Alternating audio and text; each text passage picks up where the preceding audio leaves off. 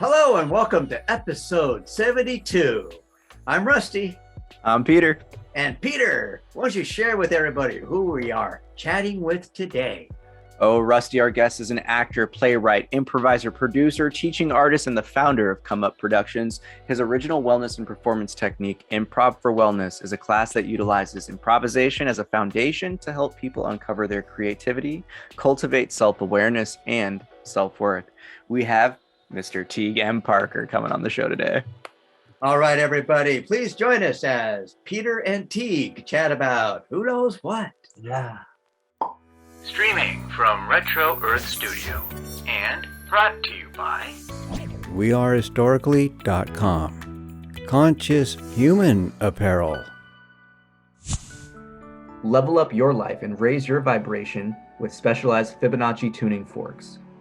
Get your vibrational sound tools for your personal enhancement at energybodytuners.com.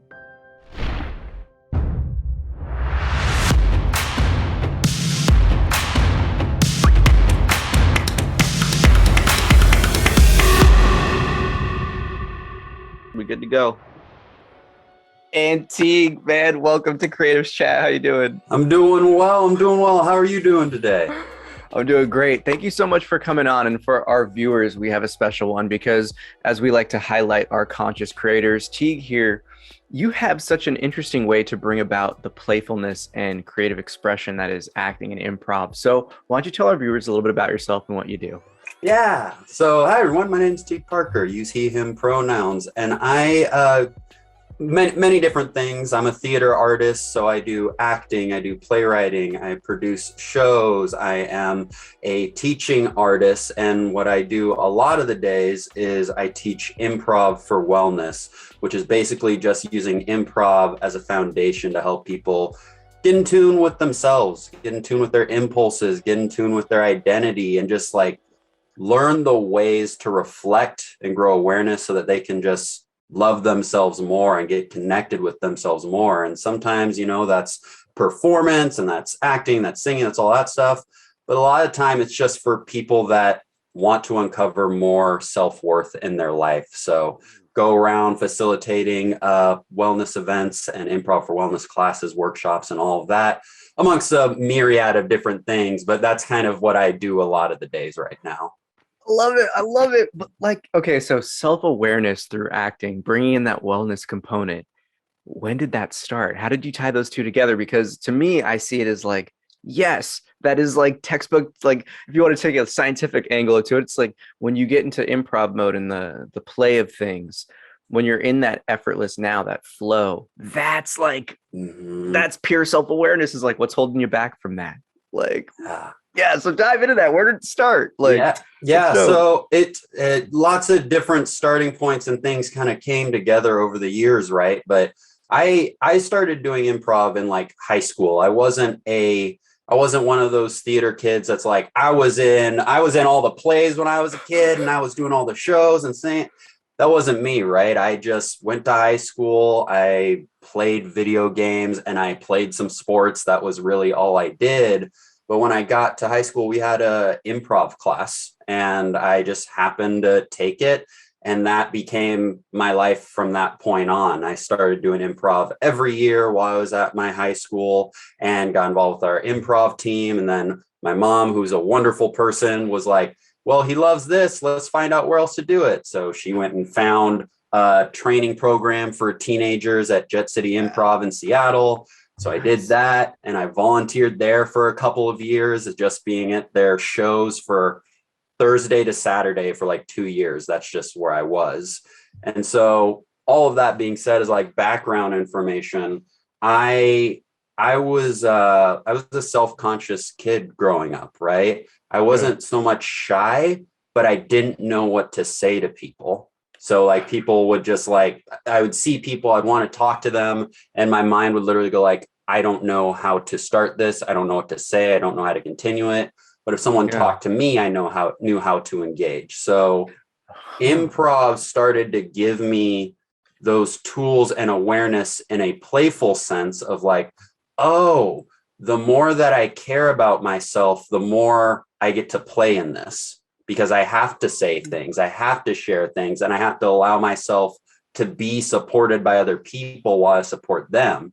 So that little nugget started to begin there. And as I went to college, I went to Western Washington, and I was on their improv team, which was the #1 improv team in the nation at the time for colleges, which is wild, right? Like no one talks about shit like that ever. So I was on that team, and I got to experience their training and their stuff, got to do the acting program at Western, and they have a lot of different techniques that they learn.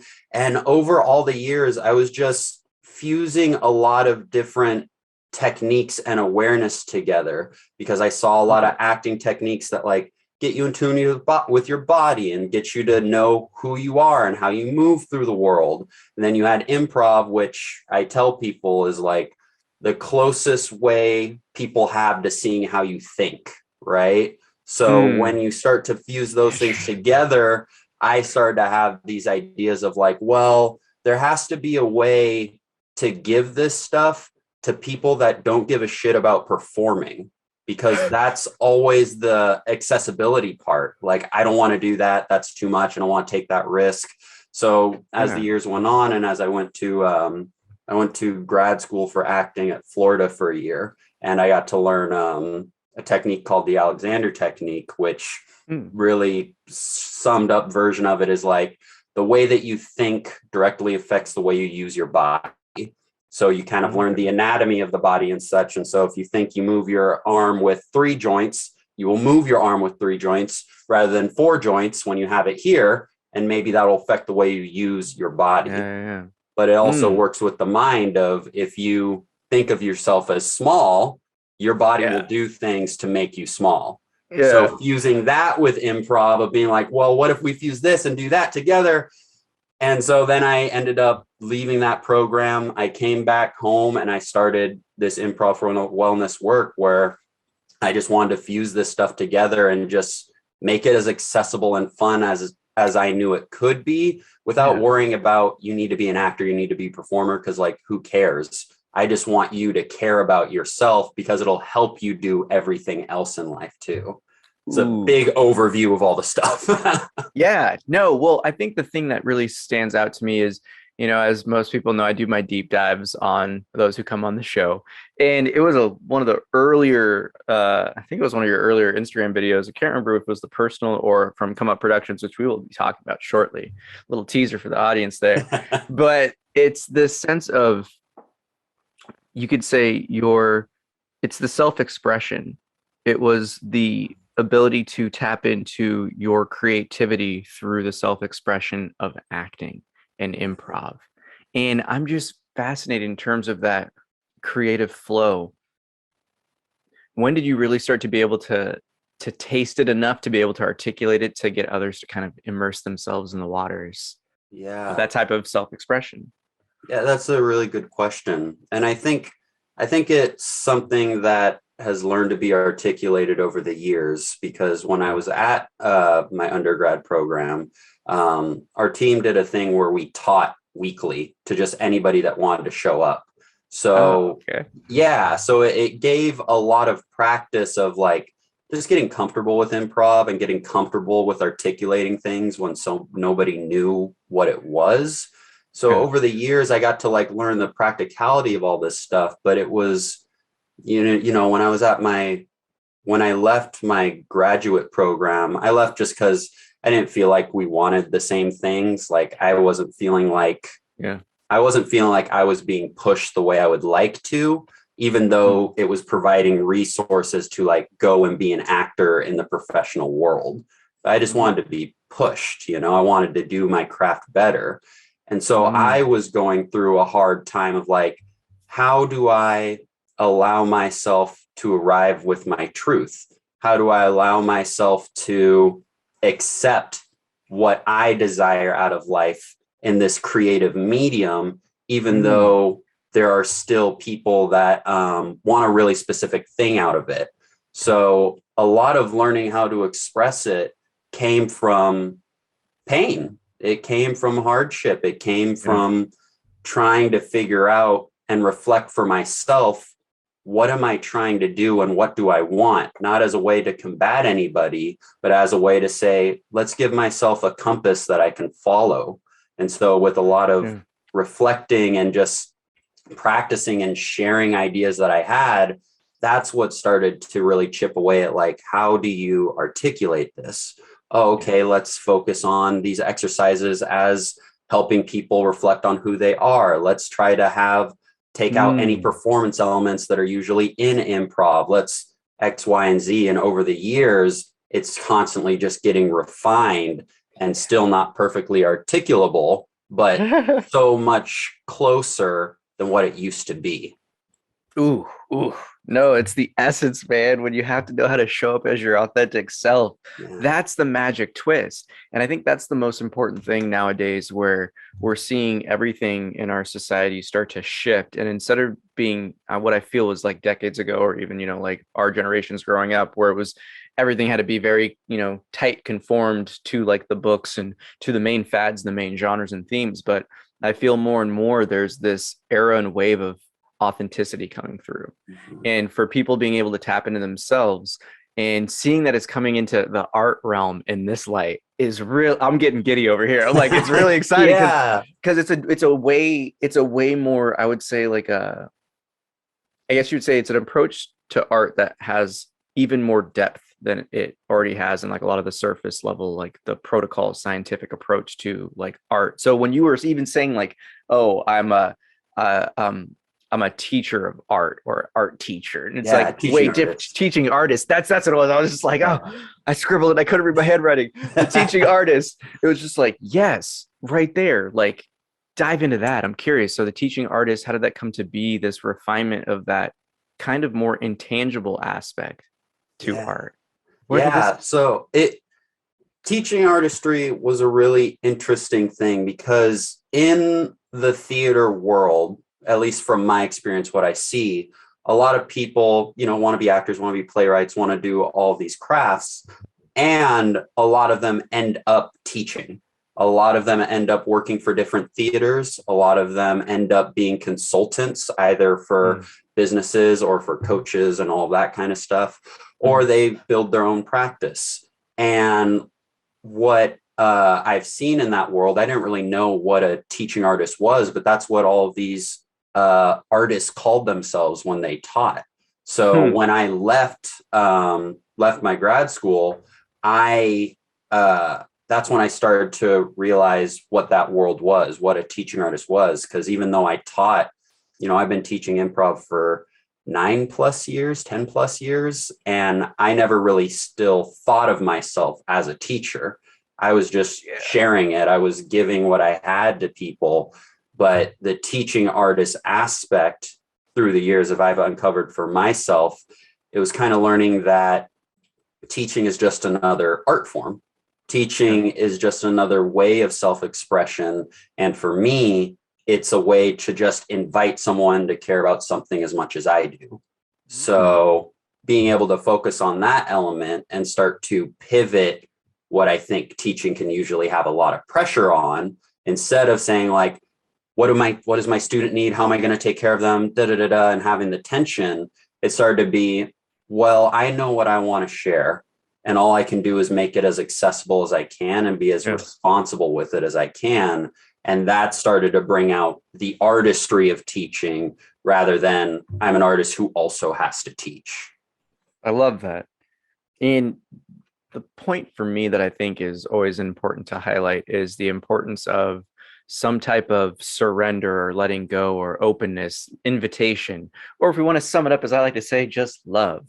When you actually put your love into something, it creates an entirely different dynamic. And that's the beauty of it right there, is it comes back to the puzzle piece exchanging, where it's just exchanging puzzle pieces. When you're teaching up there and you're in a sense of being in that artistic flow and expression, you're learning, you're growing while everything's going on at once.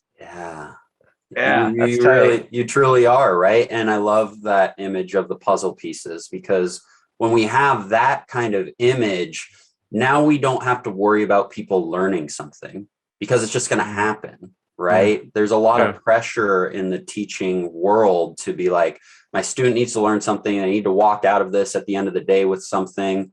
and specifically for like public school teachers and stuff like that, right? Where they have to live to just an unbelievable standards and things. But a bunch of hoops and things. Yeah. But if we're able to have the puzzle pieces, we can just say, I'm going to share something and you'll either take the puzzle piece or you won't, but it's my job to hand it to you. That's all that my job is. Where you place it is yours. So that give and take, I think, is so important. Yes. Well, that's kind of the natural playfulness. So in the notes that I was writing for the show, one of the things that came up in, obviously the angles of creative expression that I want to get with you in this sense of the conversation is, I feel like there is a trinity that's formed, and it's almost, you can't break the bonds apart. Like with one, you have to have the other two to really be that like flow, if we want to like define the flow, right? Yeah. So you have your creativity, right? You have what it is, your like personal expression, that is what you want to like, let whatever's on your heart. You can almost say it's like that emotional realm, whatever you're feeling in that moment. And then you have the playfulness, like when you're a kid. And until you have those three, I feel like improv and the flow is something that's like pretty hard. So what's the most difficult one, do you think, to kind of get people to tap into? Yeah. So you said the inner child, right? Then the personal expression and creativity, right? Yeah. I think that the three pillars are a great way to look at it, and to add on top of it, getting to see that they're not even pillars, it's just a circle, right? So it's all flowing together. So for me, I think the thing that was really helpful on my like creative journey or journey of self-expression was learning that it's all the same thing. In order to be creative, I have to understand that everything is self-expression. Everything I do is self-expression, therefore it's creative, because the way that I dot my I's, the example I always like to use, if you dot your I's, do you dot it with a hollow? Do you do the little dot? Do you put a little heart on it? Do you do a little scribble? Like, these little things that we already do to express who we are is there, but our awareness isn't there. So we just think, oh, well, I don't paint, I don't act, I don't do creative things, when really the way you walk down the street is a form of self-expression, therefore it's creative. But you have to love that part, and you have to understand that part and start to get rid of the subconscious habits that we have to adjust ourselves for other people. So maybe with like my body type, I want to, as I'm walking down the street, something I had to grow through was I would make myself smaller, because I was a 6'5" black guy that was walking down the street and was like, I could be intimidating to people. I should be a little smaller. I'm going to make my footsteps a little smaller. Still a form of self-expression, still a form of creativity, but that was a fear response. So now I can just change that and be like, is that how I wish to express myself? And with the art form of improv, I think that those things are the same thing, because when you get on stage and you perform and you make up scenes on the spot, a lot of people think of the craft as, I need to be funny, I need to be witty, got to make the audience laugh. When improv is just reacting honestly in the moment. That's all it is.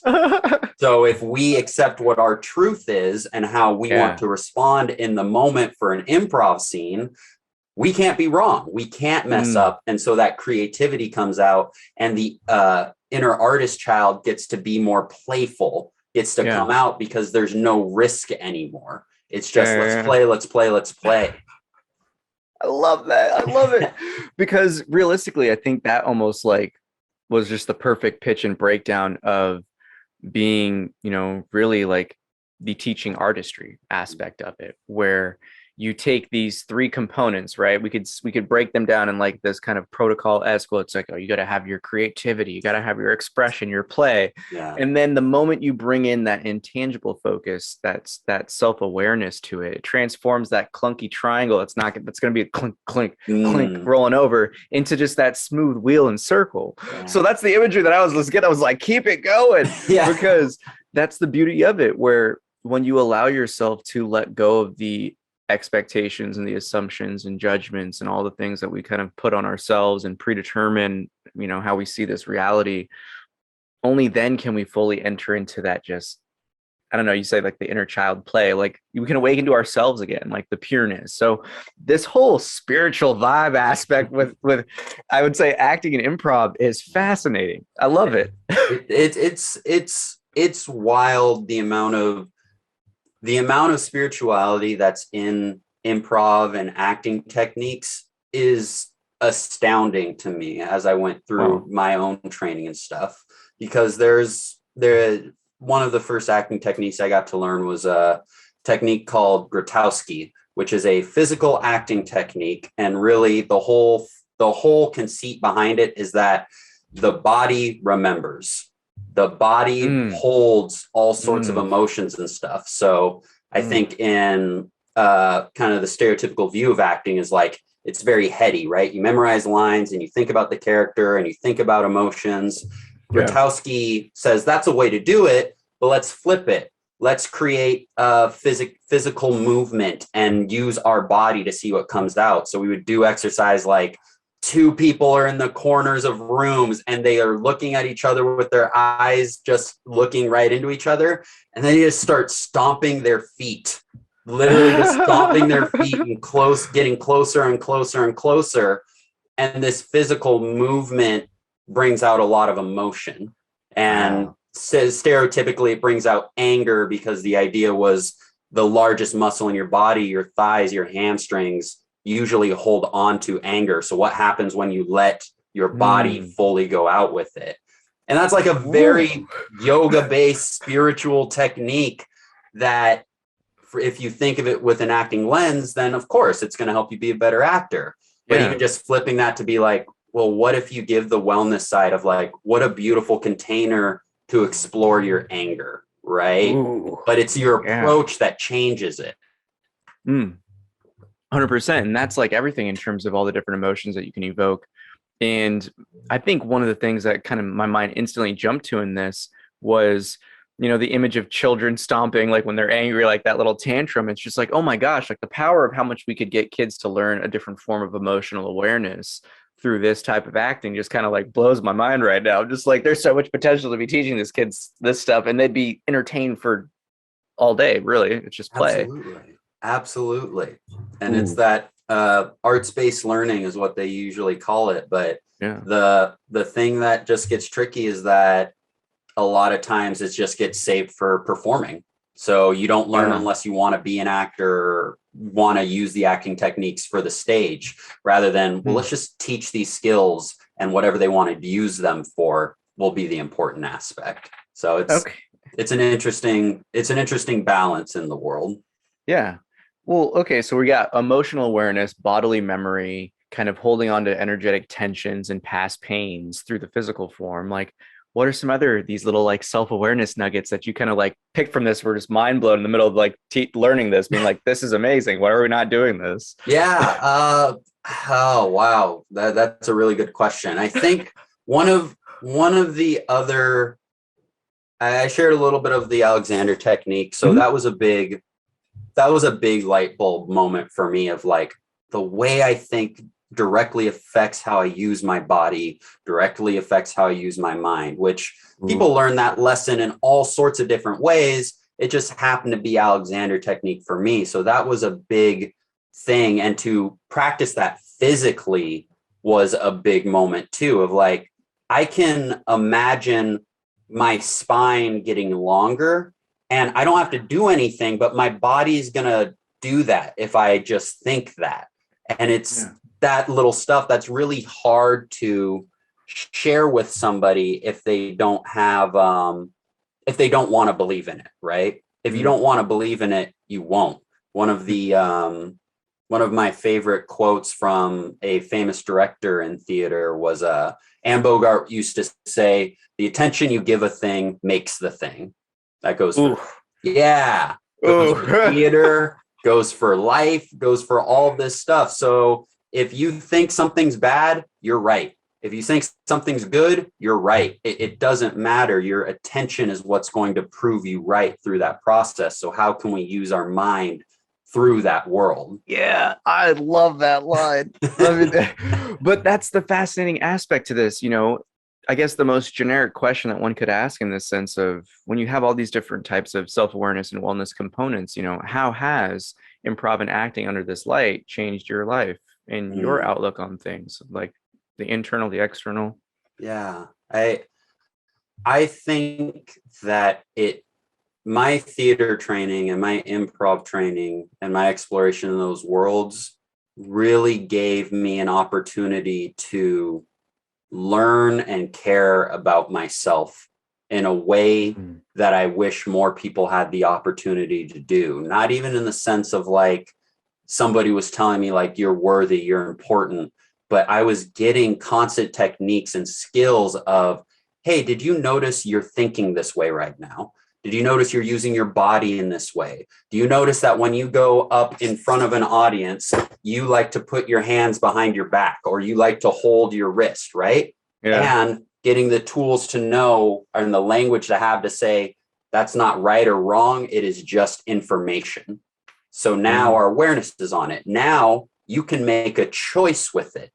That's what the training gave me. And so when I got out of my training programs, I started to explore other more spiritual wellness things. Like big one I focus on is The Artist's Way by Julia Cameron, who just basically teaches she teaches creativity as if it is a religious thing or if it's a spiritual thing, right? There's a higher power and we're not in charge of the quality of our creativity. So we can take off a lot of pressure because we can never make something good. We can only express what's on our heart.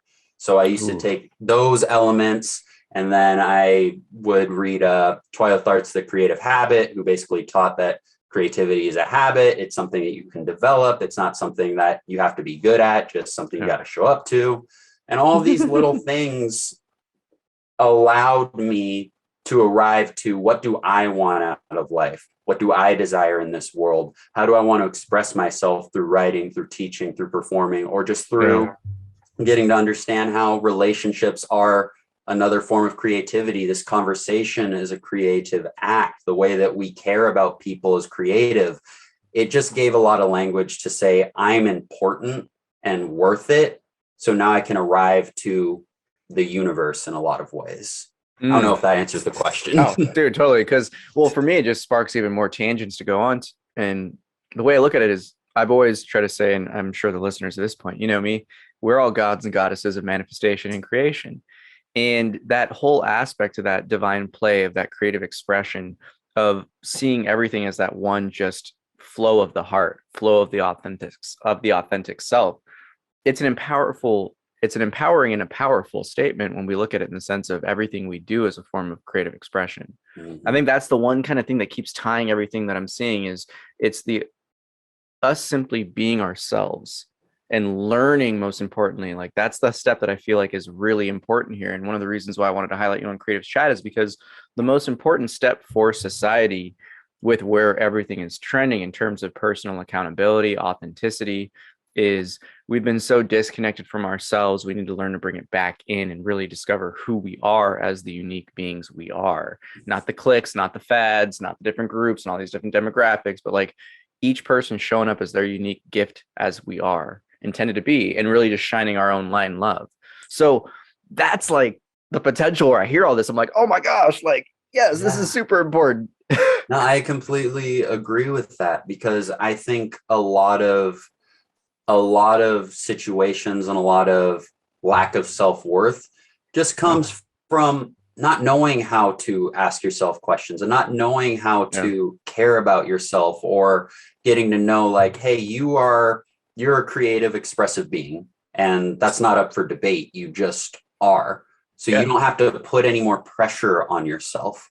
You just have to listen to, even if you can't change your circumstances, get to listen to how you want to react in these moments. What would you like to do? What are you having impulses to explore? When you drive home, did you want to go down that neighborhood, but you told yourself not to? That's another moment of your inner artist coming through in that moment. These little opportunities to just like say, oh, I'm worth it, I should follow that impulse, are what I think improv taught me in the performance element. And then you can start to help people cultivate that in their own lives of, let me just ask you questions. Let me give you opportunities to just like check in and see what happens when you like do stream of consciousness writing and try your best not to think. What happens when you write stuff out and you give answers that you didn't think about. And now you're like, I didn't know that would come out of me. Right. That's still you. That might be the insight that you need, but you just have to have the space and the container to do it first. Ooh, see, and that brings me into the flow, because this is the most important aspect, I think, of really each and every person to come back into that effortless state of being, to remember what it's like to be as we were when we were kids, when we weren't over analyzing things, when we weren't breaking ourselves down, beating everything up internally. And just, I guess I could say this in terms of the definition of a flow. I would like to say for our listeners, it's more of that when you're in the zone, when you're in that effortless state of being, when there's no thinking, there's no emotions, there's nothing, it's just pure doing and being simultaneously. You're immersed in the moment. How has that kind of helped you tap into that in other aspects of your life from improv? That's a good question. I think it let me flex the muscle. It let me understand that it is a muscle to be in the moment, and getting to start relieving the pressure, because we are so mean to ourselves in a lot of spots. We put limits on ourselves in so many aspects. It let me see like, oh, I'm not going to be in the moment 24/7. I can accept that. And what I can do is say, I'm going to allow myself to show up though. I'm going to invite the moment to be a part of my life at each moment. And I can practice the skills to allow myself to be in the moment. And if I'm not, oh, well, I still live. I can still be happy. I can still survive. I can still thrive, instead of, because I was in acting programs and it's so much about being in the moment, it could be so easy to go like, I realize I'm not in the moment right now. Like, what am I doing? I need to figure out how to get in the moment. And it's like, no. You got to have that moment of, I'm not in the moment, which also means I'm in the moment now because I'm accepting that truth. You kind of go down that paradoxical feeling, but being able to do improv and practice that over and over and over again and see what it felt like for me allowed me to transfer it to just everyday life, where it's like when I'm in a conversation with somebody, I can at least try and listen and catch myself of like, am I trying to think of how I'm going to respond? Am I trying to think, even in this podcast, right? Am I trying to think, how am I going to react to what you say to me? Can I just talk? Can I just say something? Can I allow myself to do that? And if it pops up that I think about it, that's okay. But working the muscle so much allows me to be like, okay, I recognize that, I can let it go. I recognize that, I can let it go. Yeah. Ooh. And that's the magic sauce right there is, to be in the moment, it's a muscle to be flexed. It's a muscle to be trained. And that right there is, I like to call it the sailing of the heart, when you just kind of allow yourself to just be like, oh, let's go. Let's have fun. Yeah. It really is that practice of honing, of the separating from like the objective and the subjective, and just kind of being the middle ground between, where it's like you're not analyzing anything, but you're simultaneously soaking up information and allowing yourself to, and I like how you put it, to really surrender to it.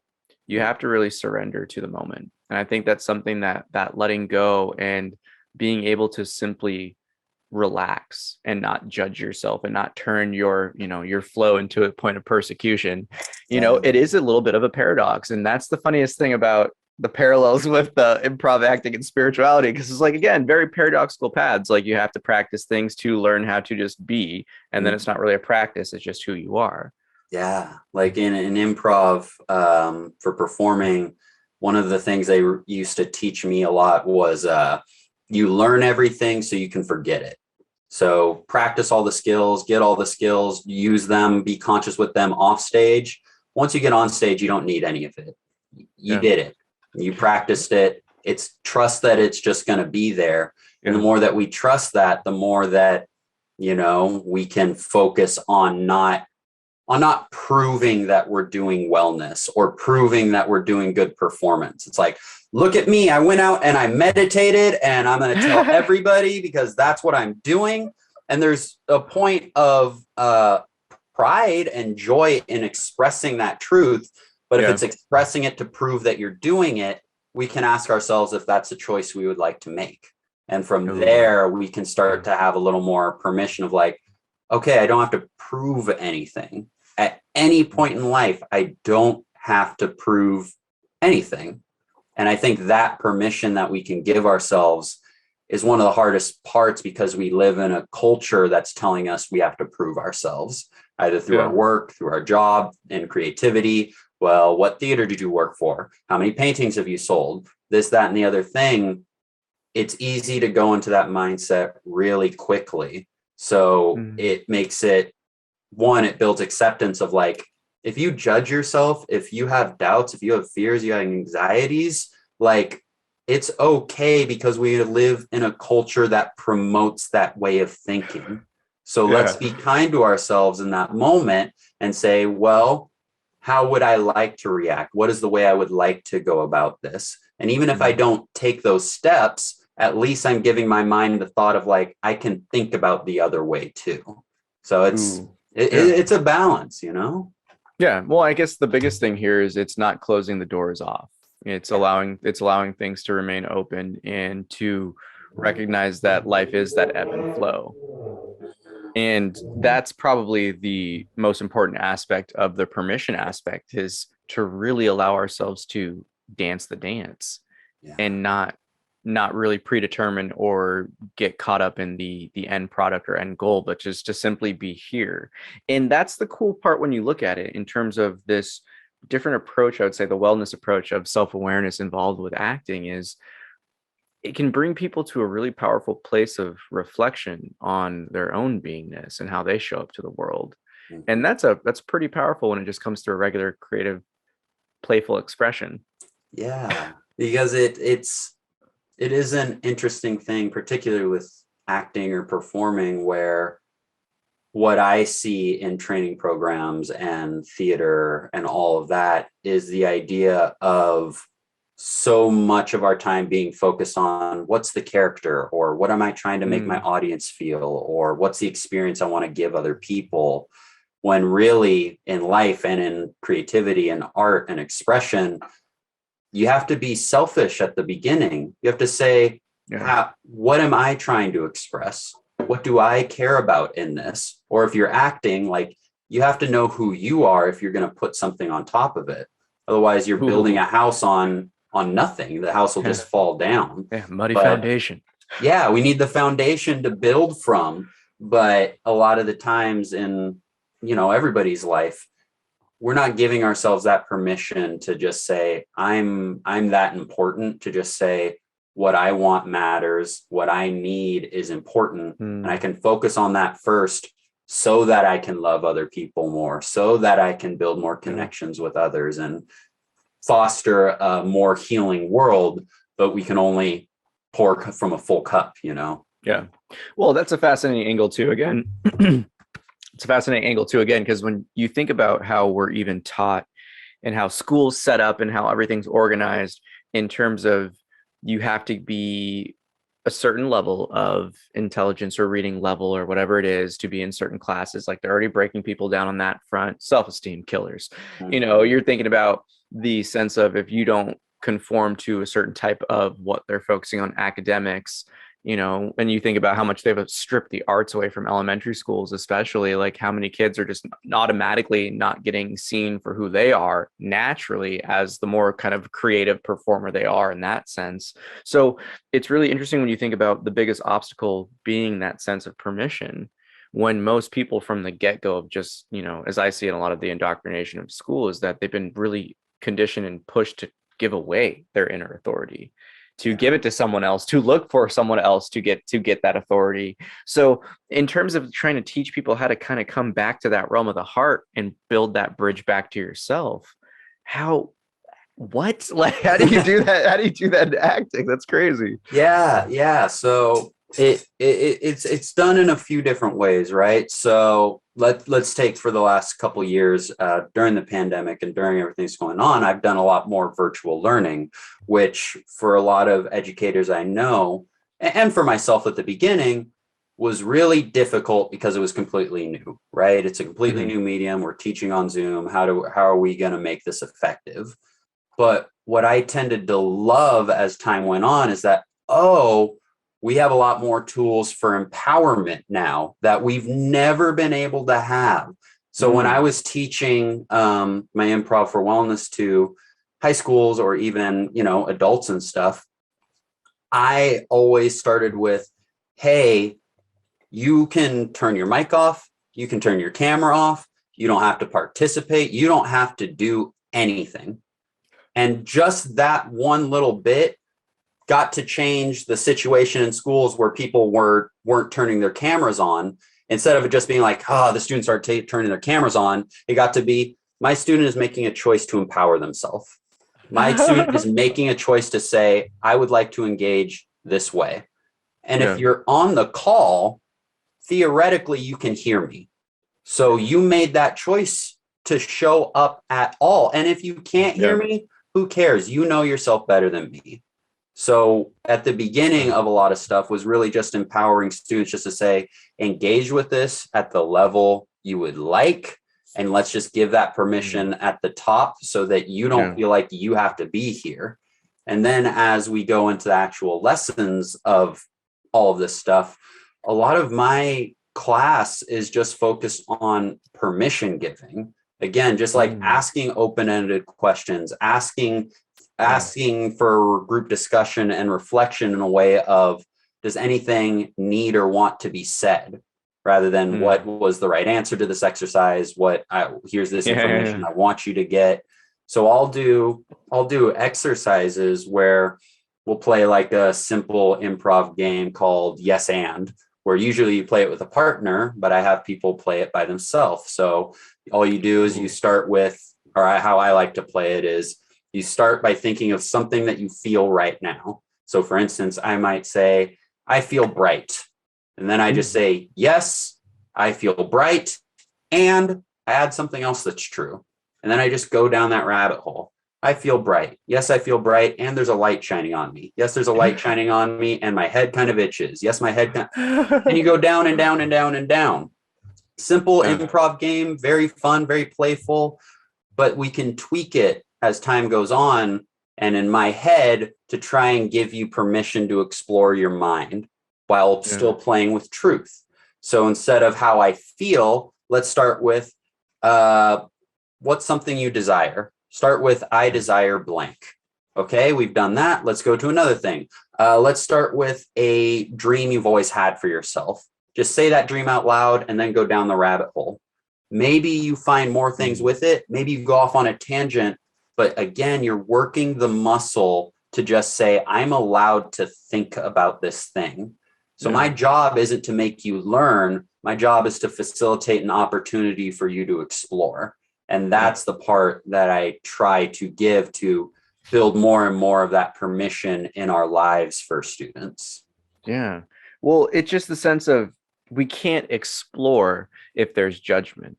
We can't really explore if there's an assumption of things, if we have an expectation of something. And it's, again, this is why I'm loving it, because it's like the parallels, of this and really this kind of intangible looking of like, who are we? What is life? What's reality? It comes back to the same parallels, suffering is based upon our assumptions and our expectations. That's it. If we don't have those, we don't suffer.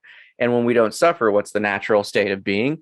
Playfulness, so it's like when you come back to this, just like learning how to let go, be in the moment. It's just like, so it's like slowly, like, I don't want to say like Jedi mind tricking people, because it's more it's not as mischievous as that, but it's leading people to the water of this kind of deeper inner looking to really question who they are without giving them this big old existential question that's just like, who are you?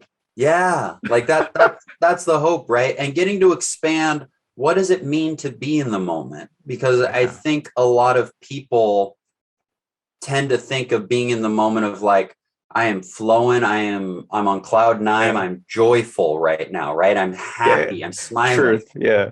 And that's a part of it. And you can be in the moment and be depressed. Yep. Be in the moment and be scared. And we have to give ourselves permission to say that those feelings, there's no such thing as a bad emotion or a bad feeling. There's only things that are serving us. They're messages within us. And, you know, we can have different clinical depression, and we can have chemical imbalances and things like that. And that's still just information. It doesn't make us worse people, doesn't make us any less off the mark. You can be anxious and say, I am anxious right now. That's probably one of the first keys to being in the moment, is accepting what is the moment. I'm terrified. I'm terrified. Yes, I'm terrified. And I want to be here. Yes, I want to be here. And again, just giving yourself that permission and accepting that whatever your truth is, you can work from there. You can work from whatever your truth is. Yeah, it's funny that you say that too, because literally I was at an event this weekend and someone that was speaking goes, and I just have to say, I am nervous right now. I don't speak in front of people. And in the moment he said it, it was just like, boom, he went off. It was, you could just feel the flow. It's like we time skipped as like people that were in the crowd. I was just like, oh yeah, he's on it. But the entire time before that, acceptance, that surrender, you know, that permission, it was so just like, it was pretty cringy. I'm not gonna lie. I was just like, yo, this is a struggle, man. Like, but the moment that happened, you could just see the release. And I think that's the fascinating thing right there is, again, one of the biggest misconceptions of, you know, spiritual development, spirituality is people always think like, oh, you're so this and this and this. It must be like flowers and roses and shit all the time. And it's like, really, it's not. It's kind of more so like you take all the filters off your emotion, slaps you in the face super raw, and you got to be like, okay, well, what is it? You know, so that's one of the biggest things is, you know, in the yes and experience and really that tool, I've seen it a lot as the same parallels that I kind of guide people towards of exploring their pain. Where it's just, you know, it's just like, where does the hurt really feel? Like, what is hurt? Who is hurt within you? And being able to kind of peel the layers back and being able to explore that, it's like, these are literally the same road. Right. You know, like, it's like, yes, this is dope. And like what you're giving in that moment too, right? Which I think is so beautiful is just constant invitations, is just constant, like, did you know you can think this way? Did you know you can ask this question? Did you know we could go explore here? And always asking the question so that somebody can be like, yeah, I did know, and I don't want to go over there. Cool. Awesome. That's your empowerment. That's your strength. And there'll be a day to check it out. As long as you know and you are making a choice, that's the main thing, I feel like. Okay, so let's get into it. So this is funny. I love this, where this is going. So another, I think another one of the big spiritual concepts for a lot of people is this sense of don't resist your resistance. It's one of those koans. It's like people are like, what do you mean don't resist my resistance? It's really more meant to say those aspects of yourself that you feel reservations for, or tepidness, or just that contraction, like, oh, I'm fearing, I'm feeling this, I'm on all the doubts, the questions, the anxieties. How can we, in this bridge of conversations here, help the audience understand that sense of learning how to really lean into that resistance and to navigate it and to transmute it into something that you can play with? Yeah. And I think you hit it right. There's just play with it, right? Accept that the resistance is there. We get to play with the idea of the resistance is just a message. It's just a message. It's saying there's something in me that feels not really pulled to this thing in this moment, or pushed against this thing in this moment. And we can give ourselves permission to, if we don't want to do anything with it, that's a choice that you have. Don't do anything with it. Ignore it. Move on. Sometimes we have to use that for our own survival of, this thing is happening right now and I need to get out. That's okay.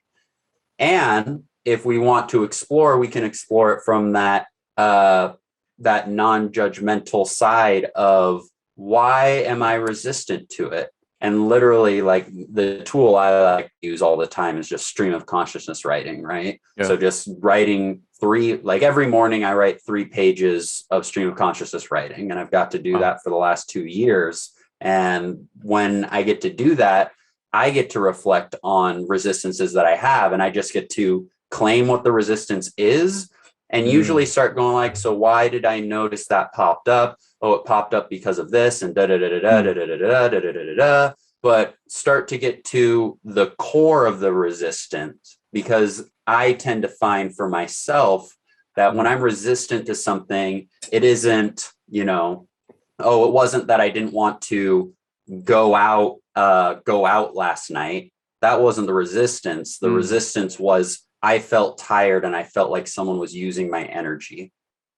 So that becomes a different thing. And like, there's a lot of steps to get there. Yeah. But to get to that point is literally just checking in with the resistance and saying that it's okay. I felt that way. And I would just like to know why that's happening so that I can have a more specific reason as to, is this a boundary getting crossed? Or is this my survival brain trying to protect me from something that it doesn't need to protect me from? Because there's a lot of times where the things we're resistant to get to come from, when I was a kid, I did this thing and I got yelled at for doing that thing. So I don't do that thing anymore.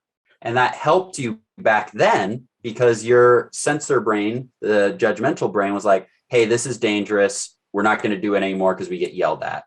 Yeah. But now as we get older, we can say, does that still serve me?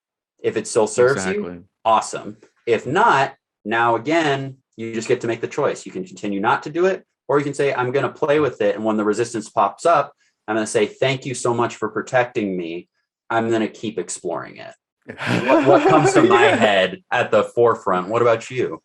Well, I think that's right. It in a nutshell is really creating the space for yourself to have that detachment from the initial reaction or the instinctive response from the body, to get it to, again, that's where I see like self-awareness is really just to bring awareness to the self. So it's, again, I always like to point it as the realm of thoughts, emotions, and physical sensations are all seen by the observer. And if you're sitting here stuck in that emotion or that thought that's coming up, like, oh, I am this right now, I am this, that's where we get caught up in it and it sweeps us away, versus taking the step back of being like, oh, I'm observing this resistance come up. I'm observing this tension come up. Ooh, I'm observing someone feeling drained and it's me. So, you know what I mean? Like, so it's just, again, I like how you say that aspect of checking in. That's really all that practical spirituality is just learning new tools how to check in with yourself so you don't get swept away in the chaos, but more so how you can kind of dance on it like a surfboard, And that's the funny thing that I see here is that free flow expression of just being able to kind of like twirl about life, and no matter what it's thrown at you. Again, we're paralleling right here with it. Yeah. I think the funniest thing I've got to see with spirituality and wellness in a lot of senses is like, most of the time, everybody has the same truth that's being expressed, just different languages as coming out. 100%. Like they say it in yoga, they say it in meditation, they say it in Zen, they say it in the law of attraction, they say it in all of these different things. And it's just figuring out what language do you connect with that becomes the beautiful expression of it. Yeah. But I agree with you. There's just parallels galore. It's just, how do you expand the spectrum of how it can be articulated? Exactly. And even then, taking it the next step further is how can you assimilate those teachings into your being and really live it?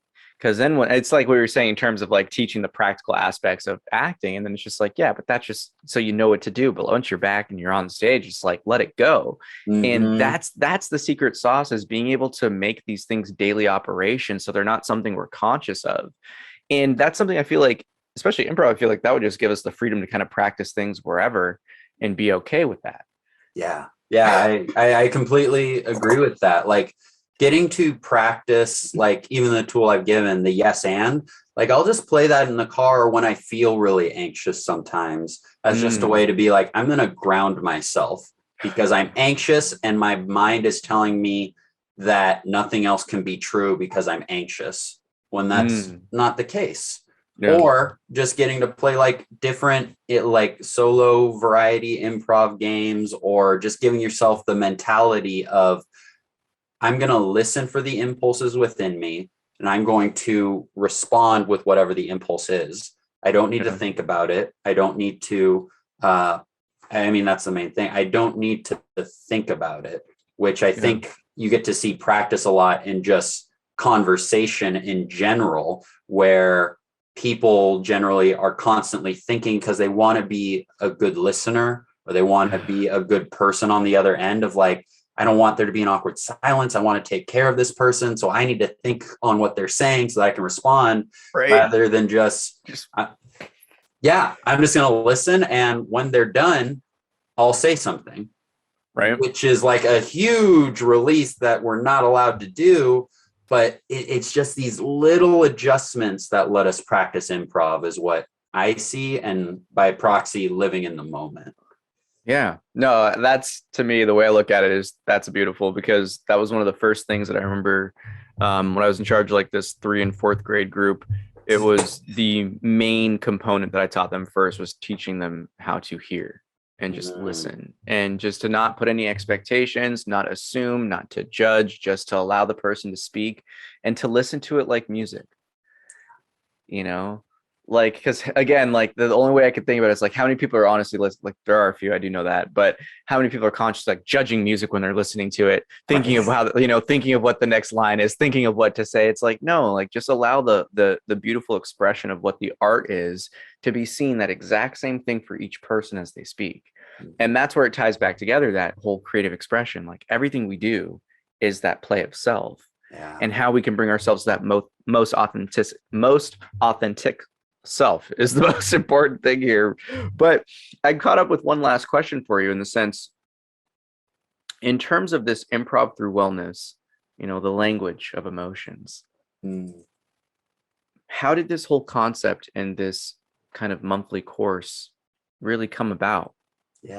Yeah. So for the people at home, I teach a monthly virtual drop-in workshop series that I just call the Wellness Weekends, right? They're just Improv for Wellness workshops.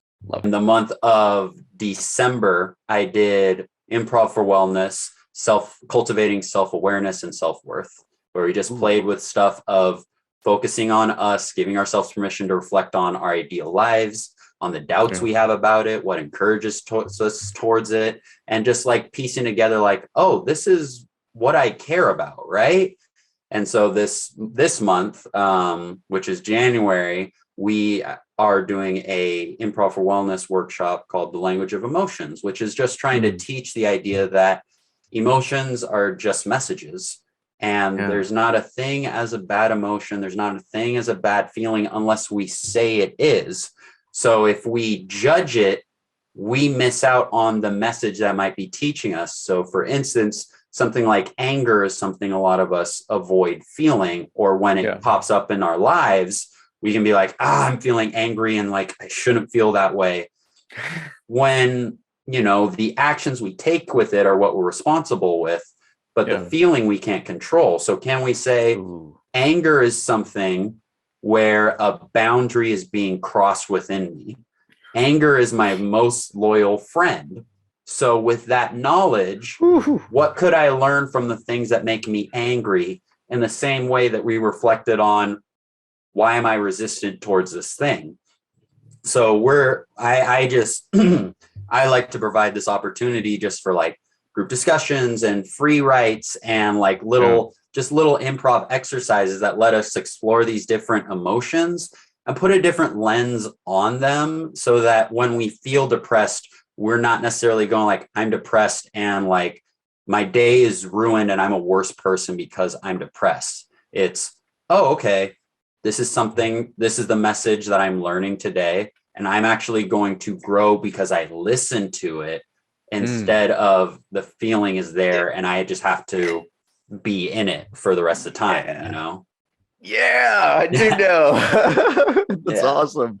Because it really does come back to the sense of the most important thing right now for everyone in the kind of coming era and age that we're transitioning into, is that self accountability, personal responsibility, and those don't exist without self-awareness.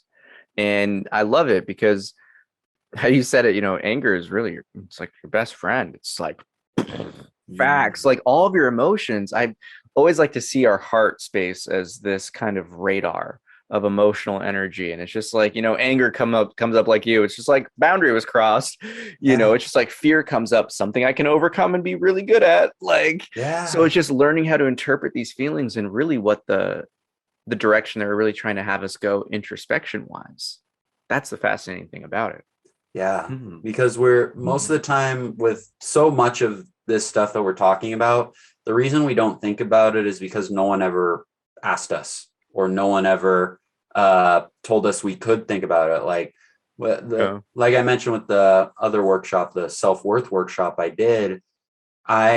done it a number of times. And the first big question I ask is, when you think about your ideal life, what does that include? And a lot of people are thrown off by it for a second because no one asked me. No one ever asked me that question. So why would I think about it? Because I didn't get asked the question. So with the stuff that I offer with the Improv for Wellness, all the tools, all the exercises, truth be told, are pretty simple. They're not that complicated, but it's where we choose to use them on that makes it insightful.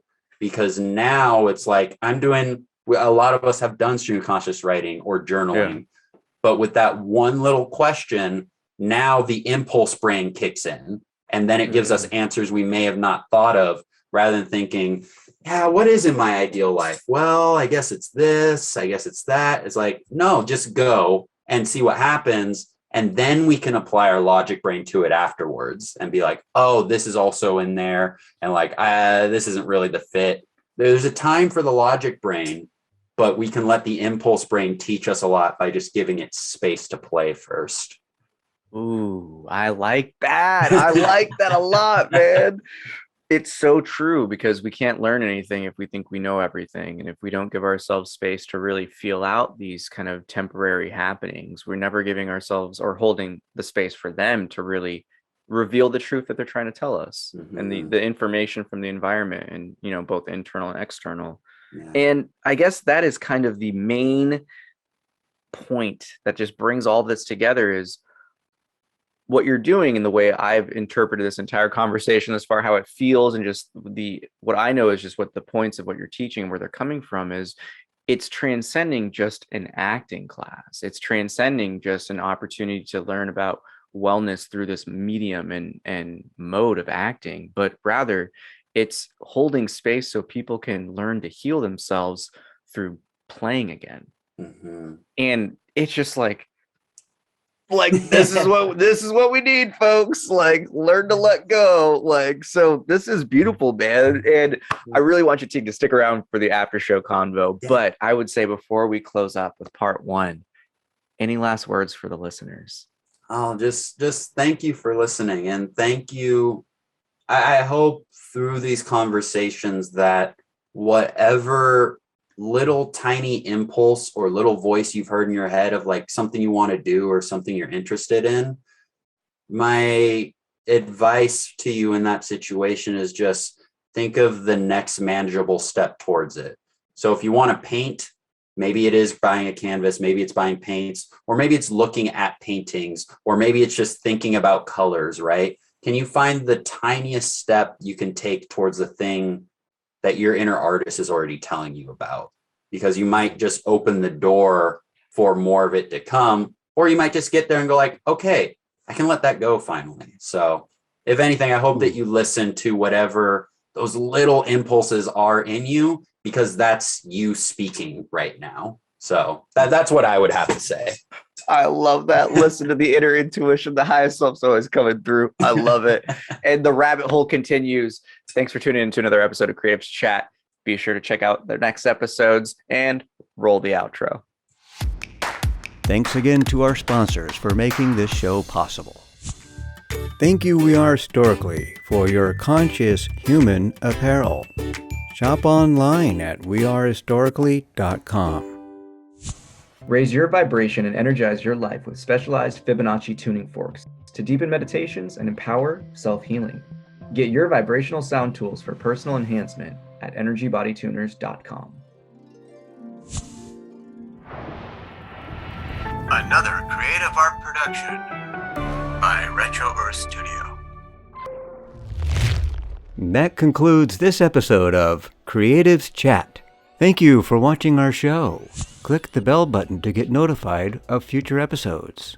Don't forget to like and subscribe. Cool. And with that, everybody, thank you for joining us on Creatives Chat. We'll see you next episode. Thanks for tapping in.